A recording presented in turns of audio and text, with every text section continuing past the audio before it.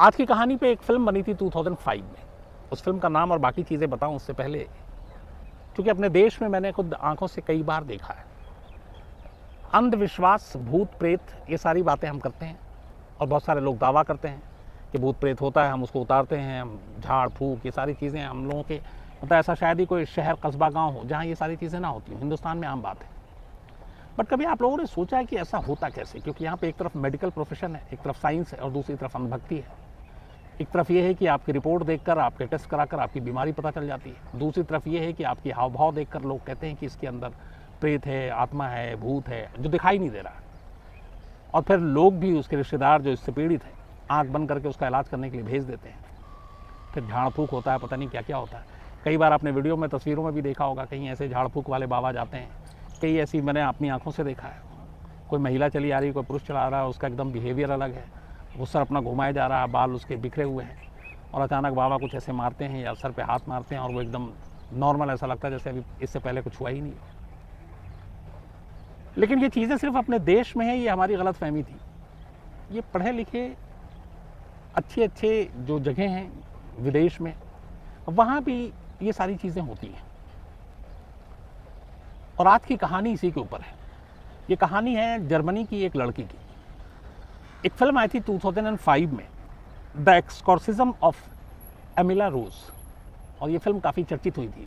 बहुत ही ज़्यादा ये डरावनी फिल्म थी और कहते हैं कि कई बार थिएटर में लोगों ने इसको देख के उनको खुद डर लगा था। तो द एक्सॉर्सिज्म ऑफ एमिली रोज, ये फिल्म थी, बॉक्स ऑफिस पर सुपर हिट हुई, बॉलीवुड की फिल्म थी, 2005 में रिलीज़ हुई थी। बाद में पता चला कि ये फिल्म सचमुच एक सच्ची घटना पर है और ये फिल्म यूं ही नहीं बनाई गई थी, बल्कि एक लड़की की सच्ची कहानी है। और ये लड़की जर्मनी में रहती है और उसी लड़की के ऊपर ये फिल्म बनाई गई है। और इस फिल्म में जो चीज़ें दिखाई गई, पता नहीं आप में से बहुत सारे हमारे क्राइम तक फैमिली मेंबर ने शायद देखा हो। जो पूरी कहानी है और इसमें क्या कुछ होता है वो अलग चीज़ है। जो असल ज़िंदगी की कहानी है, एमिली रोज, ये कहानी क्या है ये मैं आपको बताता हूँ। दरअसल एमिली रोज फिल्म में नाम था, लेकिन असली नाम इस लड़की का था एनीलीज माइकल। एनीलीज माइकल जर्मन में एक कैथोलिक फैमिली में जन्म लेती है 1952 में। परिवार बेहद कट्टर और धार्मिक, 3 बहनें और माँ बाप। एनीलीज धीरे धीरे अपने उसी परिवार में पलती बढ़ती है, लेकिन एक इसकी सिस्टर, जब इसकी एनीलीज की उम्र 8 साल थी, उसकी डेथ हो गई। उसके डेथ होने के बाद परिवार को एक सदमा भी लगा। अब 2 बेटियां बची, तो माँ बाप का सारा फोकस अपनी बाकी दोनों बेटियों की तरफ थी। लेकिन ये परिवार बेहद धार्मिक कट्टर था और बहुत सारी चीज़ों को मानता था और इसलिए अपनी दोनों बेटियों पे काफ़ी नज़र रखता और इनको सारे, मतलब जो पाप और पुण्य, ये सारी चीज़ें बताते। एनीलीज पढ़ने लिखने में तेज़ थी, उसको स्कूल में एडमिशन मिला, वो स्कूल गई और स्कूल में बहुत अच्छा कर रही थी, हर सब्जेक्ट में वो बेहतर नंबर लाती थी, क्योंकि उसको पढ़ाई लिखाई का बहुत शौक था। धीरे धीरे वक्त बीतता है, एनीलीज 16 साल की हो जाती है। अभी तक सब कुछ ठीक था। 16 साल की उम्र में पहली बार एक दिन वो स्कूल जाती है और बिल्कुल ठीक थी, कोई प्रॉब्लम नहीं थी। अचानक क्लासरूम में वो बेहोश होकर गिर जाती है। अब जैसे ही वो बेहोश होकर गिरती है, 2 चीज़ें होती हैं जो उसके बाकी स्टूडेंट्स से क्लास में देखते हैं। वो एनीलीज को उठाने की कोशिश करते हैं, बट एनीलीज का जो उस वक्त वज़न था इतना नहीं था कि वो ना उठा पाए, लेकिन उन्हें एहसास होता है कि इसका वज़न बहुत ज़्यादा है और वो उठ नहीं रही है। फिर वो टीचर बाकी लोगों को बताते हैं। खैर थोड़ी देर के बाद एनीलीज को होश आ जाता है, लेकिन जब वो होश आता है तो उसको लेटा कर रखा गया, तो चूँकि वो बेहोश थी। होश आने के बाद उसे सिर्फ एक चीज़ में फ़र्क महसूस होता है और उसे लगता है कि उसके अंदर बहुत सारा वज़न पैदा हो गया, वो बहुत भारी हो गई है और अपने आप को उठा नहीं पा रही है। ये उसके दिमाग में था और उसने बताया। खैर इसके बाद उसे डॉक्टर को दिखाया गया और घर भेज दिया गया। माँ बाप को सारी चीज़ें पता चली। घर जाने के बाद भी इसने माँ बाप को बताया कि मुझे अचानक लग रहा है कि मैं बहुत ज़्यादा वज़नी हो गई, मैं भारी हो गई हूँ, मेरा शरीर पहले जैसा नहीं लग रहा है। माँ बाप ने कहा कुछ ऐसी चीज़ हुई होगी, ठीक हो जाएगा। उन्होंने समझाया, बात आई गई होगी। कुछ महीने तक बिल्कुल नॉर्मल रहा इसके बाद, लेकिन कुछ महीने बाद अचानक एक रोज़ फिर वो बेहोश हो जाती है। बेहोश होने के बाद जब वो उसको होश आता है तो फिर कहती है कि मुझे बहुत भारी लग रही हूँ मैं, और वैसे ही उसके अंदर फीलिंग थी जो इससे पहले थी। माँ बाप फिर उसे डॉक्टर को दिखाते हैं, डॉक्टर कहता है कुछ नहीं है। साल भर के अंदर अंदर तीसरी बार उसके साथ यही चीज़ होती है। उसे फिर एक तरह से बेहोशी का आलम होता है, वो गिरती है और फिर कहती है कि मैं भारी हो रही हूँ। फिर डॉक्टर को दिखाया जाता है, लेकिन कुछ दिन तक ठीक रहता है। पर इस बार, इस एक साल में तीसरी बार होने के बाद अब धीरे धीरे उसकी हालत थोड़ी बिगड़ती रहती है। वो अजीब अजीब हरकतें करती रहती है। कभी कभी चीखने लगती है, कभी चिल्लाने लगती है, कभी कहती है मुझे कुछ रंग दिखाई दे रहा है, कभी कहती है मुझे आवाज़ सुनाई दे रही है, कभी कहता है कोई अजीब बातें कर रहा है मैं, और वहाँ आसपास कोई नहीं होता। माँ बाप परेशान हो गए, डॉक्टर को दिखाया, साइकेट्रिस्ट को दिखाया, उन्होंने सारे टेस्ट किए, सारी चीज़ें की, कोई प्रॉब्लम नहीं निकली। उन्होंने कहा ये सब वहम है, बात आई गई होगी। कुछ वक्त और बीता, करीब 1970, 18 साल की हो चुकी थी अब तक एनिलीज। इस दौरान में उसने कॉलेज में एडमिशन भी ले लिया और पढ़ाई लिखाई में वो शुरू से शार्प थी, तेज़ थी। उसकी इस बीमारी का पढ़ाई लिखाई पे भी कोई असर नहीं हो रहा था। 70 में अचानक फिर उसे एक दिन दौरा पड़ा। डॉक्टर को दिखाया गया तो पता चला ये मिर्गी का दौरा था। खैर उसका इलाज हुआ, इलाज होने के बाद उस ठीक हो गई, घर पहुंच गई। छुट्टी आने, जो अस्पताल से छुट्टी मिली उसके घर पहुंचने के बाद, लेकिन उसकी हालत फिर धीरे धीरे बिगड़ती रही। माँ बाप ने तमाम कोशिश की डॉक्टर को दिखाने की, दिखाया। डॉक्टर बार बार उसे कहते कि कोई बीमारी नहीं है, कोई मानसिक बीमारी नहीं है, फिट है। अब इधर एक तरफ वो कॉलेज में थी, फाइनल ईयर में पहुंच गई, एग्ज़ाम दिया और ग्रेजुएट भी हो गई और बहुत अच्छे नंबरों से। अब यहाँ दो चीज़ें आई। एक उसकी पर्सनल लाइफ, उसे अजीब सा दौरा पड़ता। वो कहती मुझे रंगें दिखाई दे रही हैं, मुझे चीखें सुनाई दे रही हैं, कभी कहती मैं भारी महसूस कर रही हूँ, ऐसा लगता है मेरे अंदर कोई है। और दूसरी तरफ स्टडी और पढ़ाई, जिसमें वो लगातार अव्वल नंबर अच्छे ला रही है, हमेशा अच्छे नंबरों से पास हो रही है। तो डॉक्टरों को जब इसी सारी चीज़ें बताई गई तो कहा गया कि अगर ये मानसिक इसकी हालत ठीक नहीं होती तो शायद ये पढ़ाई लिखाई भी नहीं कर पाती। लेकिन थ्रू आउट स्कूल से लेकर कॉलेज तक इसकी स्टडी बहुत अच्छी है, नंबर बहुत अच्छे हैं, इसको सारी चीज़ें पता है, दिमाग में सारी याददाश्त इसके सब कुछ रहती है। तो आखिर वजह क्या है? तो डॉक्टरों ने कहा, माँ बाप को समझाया, खुद एनालिस को भी समझाया कि तुम्हें कोई प्रॉब्लम नहीं, तुम अपना फोकस पढ़ाई पे रखो। कुछ दिनों तक ये सारी चीज़ें नहीं, सब कुछ ठीक रहा। लेकिन फिर 1973 में अचानक एनालिस के बिहेवियर में बदलाव आने लगा और तब तक वो करीब 19 साल की हो चुकी थी। अब उसे लगा कि उसके शरीर में कोई है और उसे तंग कर रहा है। अब ये माँ बाप को बताया तो माँ बाप को भी अजीब लगा, क्या करें। और इसके बाद उसकी सेहत लगातार गिरती गई, क्योंकि वो बार बार कह रही मेरे शरीर में कोई है, मेरे शरीर के अंदर कुछ है, मैं वजन अजीब सा लग रहा है, बहुत सारी और चीज़ें हैं।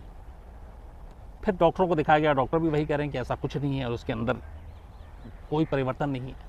लेकिन इसके बाद उसने वो चीज़ें करनी शुरू की जो इससे पहले अब तक नहीं किया था। 2-3 साल की बीमारी में उसने अपने ही कपड़े फाड़ने शुरू कर दिए। वो कीड़े मकोड़े देखती उनको खाना शुरू कर दिया, लोगों के ऊपर हमला कर देती और उसके कुछ देर के बाद बिल्कुल नॉर्मल हो जाती।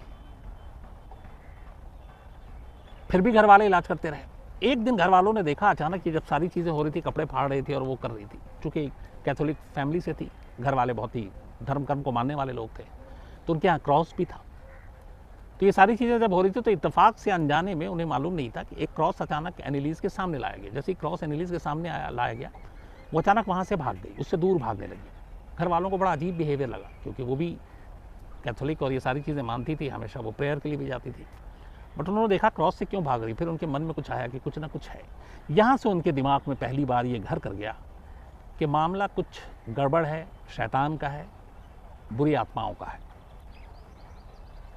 इसी के बाद माँ बाप ने पहली बार वहाँ के बिशप से संपर्क किया जर्मनी में।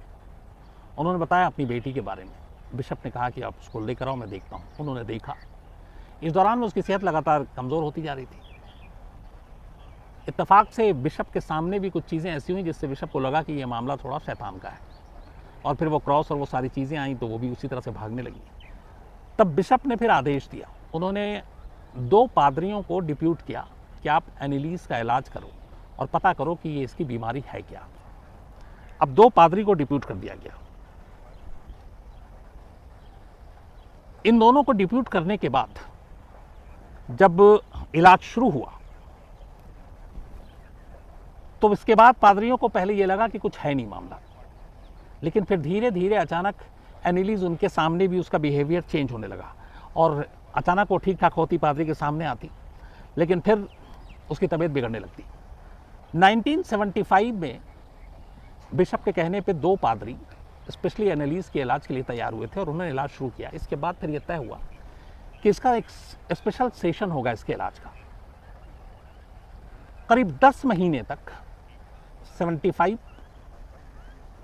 से 76 के बीच में 2 पादरियों ने एनालिस के इलाज के लिए 67 सेशन किए।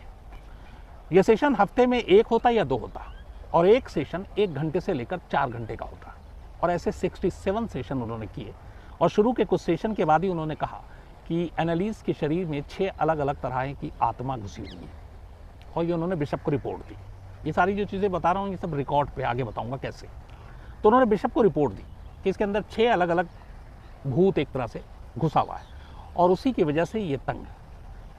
तो इसको हम इस भूत को, इन आत्माओं को 6 के 6 बाहर निकालना और उसके लिए सेशन करना है। बिशप ने पेरेंट्स से संपर्क किया। पेरेंट्स ऑलरेडी इन सब चीज़ों को मानने वाले। उन्होंने कहा कि बस मेरी बेटी को ठीक कर दें, आपको जो करना है आप कीजिए। तो अब ये सेशन शुरू हुआ माँ बाप की इजाज़त से। इस दौरान में कई बार ऐसा होता है सेशन के लिए एनालिस को हथकड़ियों बेड़ियों से बांध दिया जाता है क्योंकि वो उसका बर्ताव चेंज होता है, वो हमला करने की कोशिश करती है। लेकिन इन पादरियों ने एक और शर्त रखी थी इस सेशन और इलाज करने से पहले। उन्होंने कहा अभी तक जो डॉक्टरों का इलाज चल रहा था, प्रिस्क्रिप्शन थी, जो दवाएँ थी, वो सब बंद हो जाएंगी और अब वही होगा जो हम कहेंगे। घर वाले मान गए थे। 67 सेशन 10 महीने में 1 से 4 घंटे का, मतलब कम से कम 100 घंटे का सेशन एनालिस के ऊपर इन 2 पादरियों ने किया। इस दौरान उसकी हालत और बिगड़ती गई। जब 67वां सेशन हुआ था तब एनालिस का वेट गिरकर 30 किलो रह गया था। उसकी आंखों के नीचे काला धब्बा आ गया था। खाना पीना लगभग उसने छोड़ दिया था। कई बार सेशन के दौरान उसके ऊपर पादरियों का ये कहना था, हालांकि वो एनालिस को टॉर्चर नहीं कर रहे थे, भूत को कर रहे थे, जैसे अपने यहाँ भी होता है, वो मारते हैं, लेकिन शरीर पे चोट तो उसी को लगेगा जिसके आप मार रहे, डायरेक्ट इलाज कर रहे हो। तो 67 सेशन के बाद एनालिस ठीक होने की बजाय पूरी तरह से बीमार हो गई। वजन घटकर 30 किलो रह गया और आखिरकार 1 जुलाई 1976, 1 जुलाई 1976, जब एनालिस की उम्र सिर्फ 24 साल थी, उसने अपने घर में दम तोड़ दिया। ठीक 67वें सेशन के 1 रोज बाद उसकी मौत हो गई। अब मौत के बाद ऑटोप्सी जरूरी थी, पोस्टमार्टम हुआ। पोस्टमार्टम रिपोर्ट ने सारी कहानी पलट दी। पोस्टमार्टम रिपोर्ट जब आई तो पोस्टमार्टम रिपोर्ट में एनालिस के दांत में फ्रैक्चर दिखाया गया कि उसको डिहाइड्रेशन था। पोस्टमार्टम रिपोर्ट में ये था कि वो खाना उसको नहीं दिया जा रहा था। पोस्टमार्टम रिपोर्ट में ये था कि वो पानी नहीं पी रही थी और उसके जिस्म पर जगह जगह चोट के निशान थे, इसका मतलब उसे मारा पीटा गया था। तो जब ये पोस्टमार्टम रिपोर्ट आई तो अचानक फिर ये हुआ कि ये नेचुरल डेथ नहीं है। पुलिस ने जांच शुरू की। जब पुलिस ने जांच शुरू की तो पता चला फिर ये कहानी कि एनालिस के साथ इस तरह की हरकत होती थी और माँ बाप उसका 2 पादरियों से इलाज कर रहे थे और इस इलाज की परमिशन बिशप ने दी थी। और इसी 67 सेशन के दौरान फिर जब उन्होंने बारीकी से पता किया, बेड़ियों में जकड़ा जाता था, भूखा रखा जाता था, प्यासा रखा जाता था, मारा जाता था और ये सब कुछ माँ बाप की सहमति से हो रहा था। तो फिर वहाँ की पुलिस ने अपनी इन्वेस्टिगेशन फाइनल करके एक रिपोर्ट दी और इस रिपोर्ट में माँ बाप और दोनों पादरियों को गुनहगार और जिम्मेदार माना।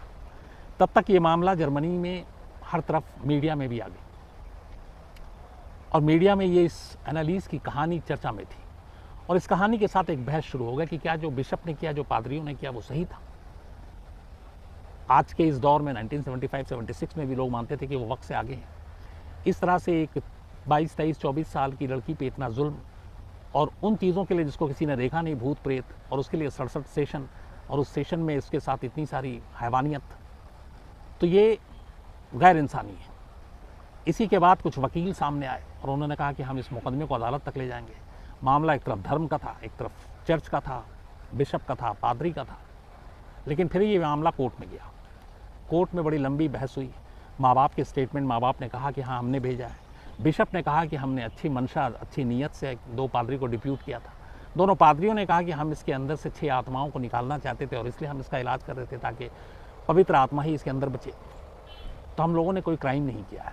अब उस वक्त तक ये मामला वहाँ पे 2 तरह से बढ़ भी गया था। एक तरफ हार्डकोर थे, एक तरफ जो इन चीज़ों के ख़िलाफ़ थे कि ये गलत है, तो बीच में धर्म भी आ गया। आखिर में अदालत ने अपना फ़ैसला सुनाया। 1978 में ये अदालत का ये फ़ैसला आया और अदालत ने दोनों पादरियों को 6-6 महीने और माँ बाप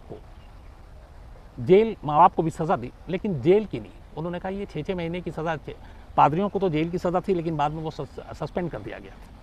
और बाकी उनकी सज़ा ये थी कि अब आप इस मामले में जो आपने किया है, तो अदालत तो आपको गुनहगार मानती है, लेकिन चूंकि आप लोगों का जो एक तो पादरी हैं और माँ बाप की मर्ज़ी से ये सब कुछ हुआ है, तो फिर आपको जेल नहीं जाना होगा, लेकिन बाकी कुछ उनको मामूली सी सज़ाएं दी गई।